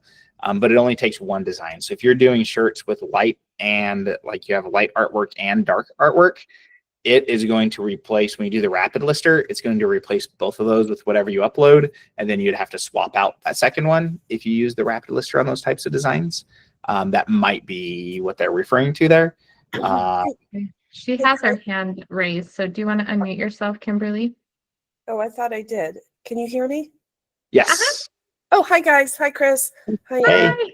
Hey. So Chris, when I was first learning this topic, and I'm excited it came up because I just uploaded 50 on the Rapid Lister, 50 of the light dark. So I'm working on that now. Gotcha. So once I mastered the light dark with just one item, then I was using the rapid lister, but my initial listing was a duplicated item. Oh, okay. I see what you're saying. Yes. So when you do what you're referring to is when you do the rapid lister, and this will probably make more sense to everybody when we get into the rapid lister tomorrow. But when we get into the using the rapid lister, you're going to use that from an existing product. You don't need to duplicate the product first and then use the rapid lister. You're just going to use it from the initial product that you kind of create, which is I think what you're referring to there. Yes, it was. Yep. Maybe I jumped the gun because I always associate light dark with the rapid lister. I don't know. Gotcha. Okay. Sure. No problem. Okay, I'm guessing Roberta's doing this right now. She says there's no place to put the discount code. So when you are you signing up for Etsy or for Shopify? I should have dropped the link for Shopify. It is actually a little bit different if you're on Shopify. But if you're on Etsy, there should be a little blue button that says I'd have to look up exactly what it says, but there's a button there that you have to click on to add the discount code. If you have any trouble, reach out to our support. We can either send you a screenshot with the instructions or help make sure that gets applied to your account if we need to. We'll make sure you get straightened out. Okay, and this goes over kind of subscriptions. Can you go over the subscriptions? Do I need 2 subscriptions to create a product and push to both Shopify and Etsy? Yes, if you're selling on Shopify and Etsy, those are 2 separate subscriptions. So you can utilize the same account and the same products, but the subscription for Shopify is separate from the subscription for Etsy. Yes. Okay. Are you able to drop the link for Shopify? Yeah, I will find that while you're doing the next. Okay. Next. Let's see what I can answer here. Okay. Is there a window to change or cancel orders after the customer submits? I understand this may be a Shopify question. So, yes, there is a window. There's something you can do though within AnywherePOD. You can decide if you want to manually approve every order. So that would give you complete control over when that order gets submitted, or you can have it manually or you can have it automatically go through. Now, it just depends on the print provider, how quickly they put that into their production process. Most print on demand providers, though, once it goes into their production, you cannot make any changes. Now, Chris might correct me because he has like all the magic voodoo, but in my experience, once it's in that production, there's nothing you can do to change it. You could quickly reach out sometimes and they're able to cancel the order. But if you really want to be 100% on the safe side where you're like, I want to have full control, make sure everything goes right, then you'll see here, like where Chris has this listing pulled up, it will say auto fulfill and you can toggle yes or no. So if you want to be able to check all your orders before they go out, then click on no. And then you'll just be able to go into the orders, look at it and click submit. This doesn't take very long. We have a user who is a very high volume seller, and she can get through 100 or 200 of very, very ultra personalized listings in just a couple hours a day or less. And that's like her whole, like everything she needs to do for her whole entire shop.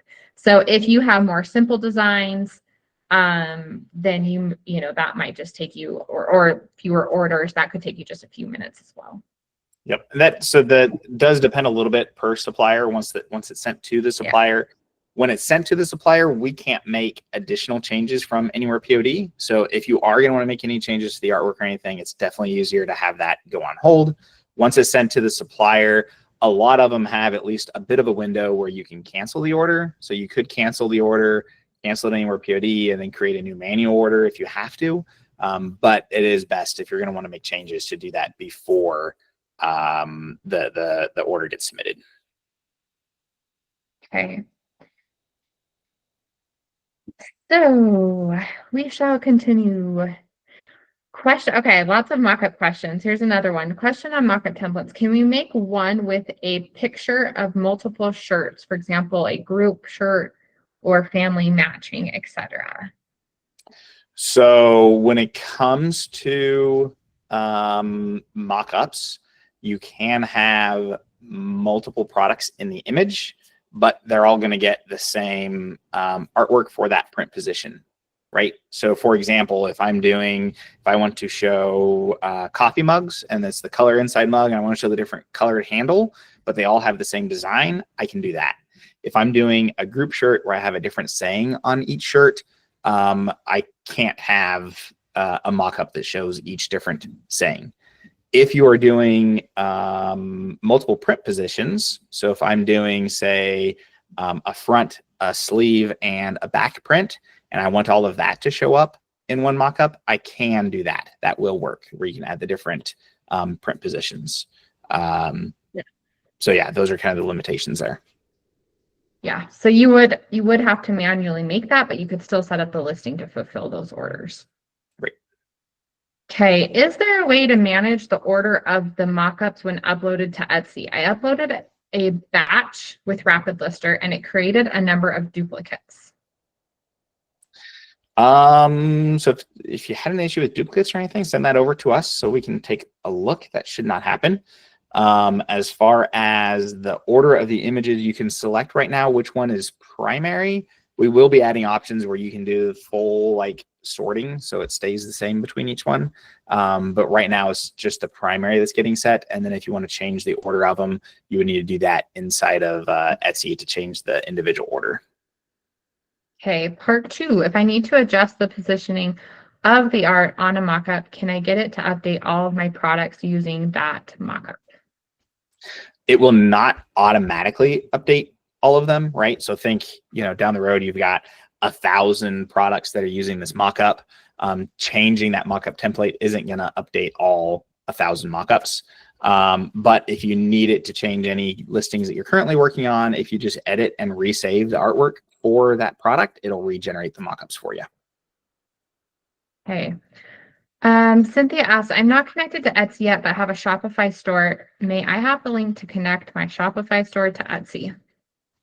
So with AnywherePOD, there's not a specific link for Etsy. When you go to sign up for the Etsy subscription, you can use that Bootcamp 30 coupon code and be able to get your first month for free from there. But you just need to sign up for that Etsy subscription from inside of your account.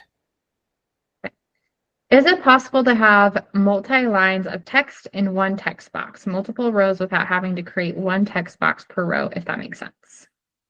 Yes, so there is next to when you're editing your artwork in AnywherePOD, there is an option for add text, which will just be a single line like I have here.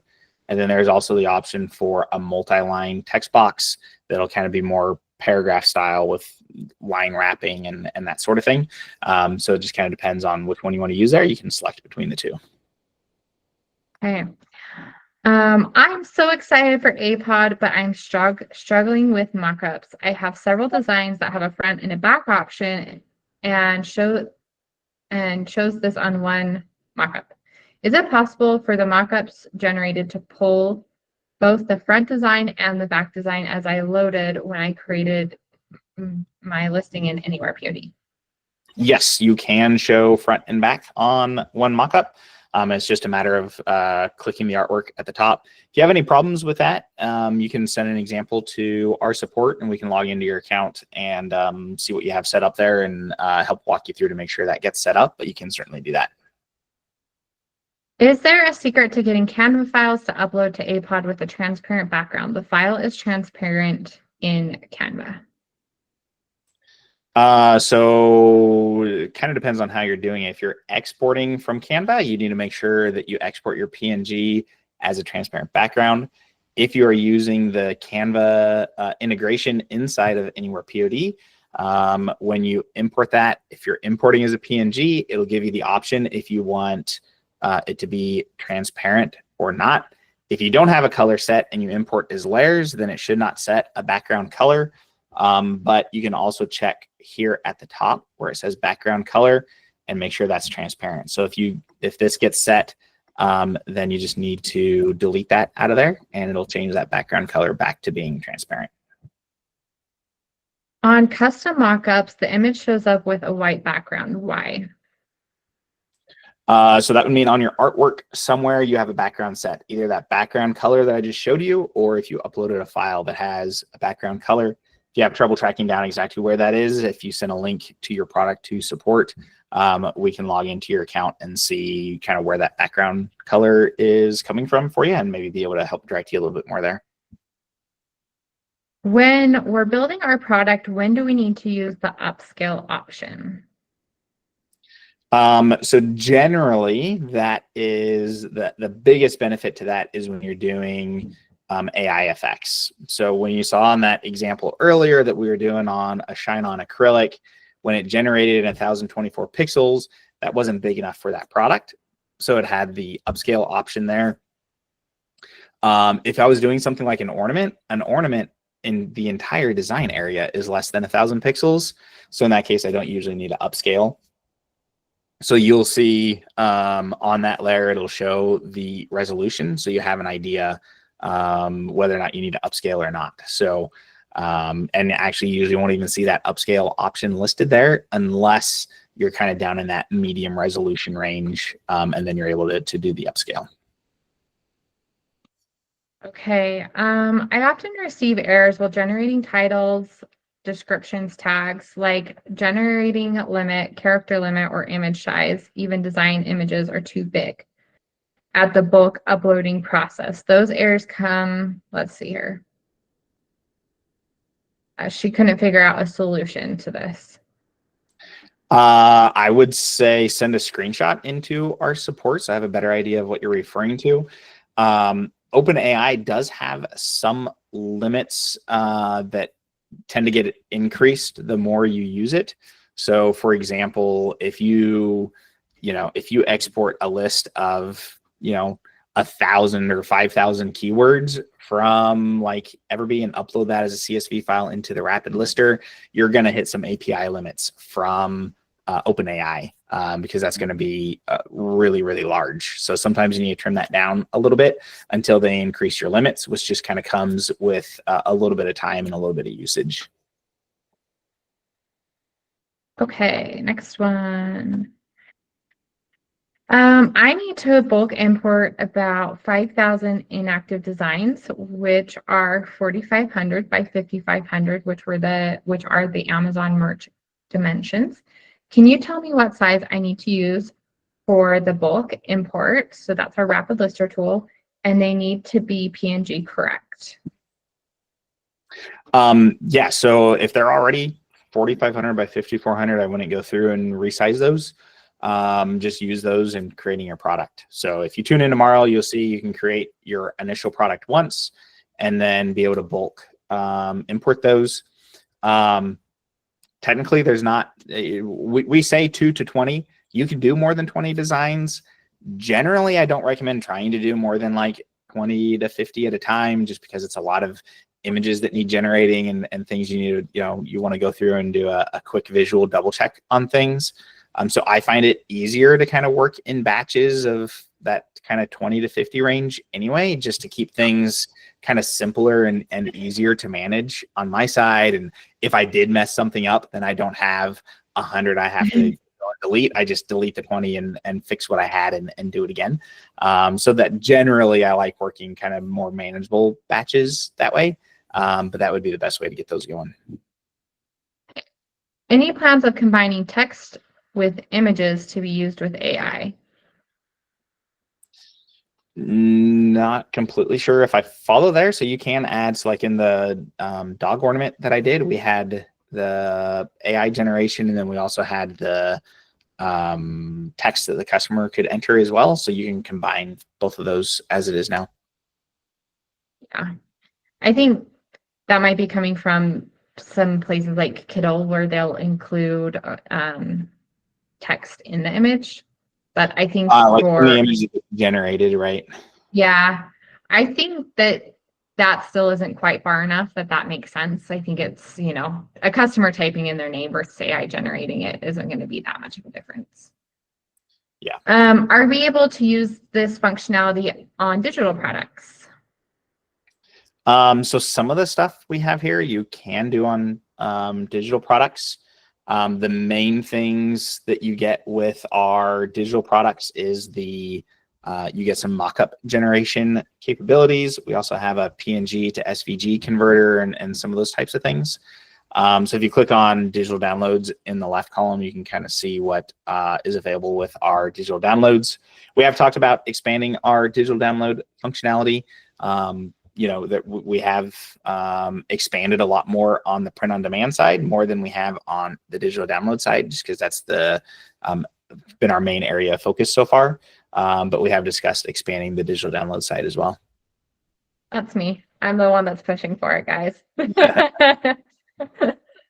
Okay.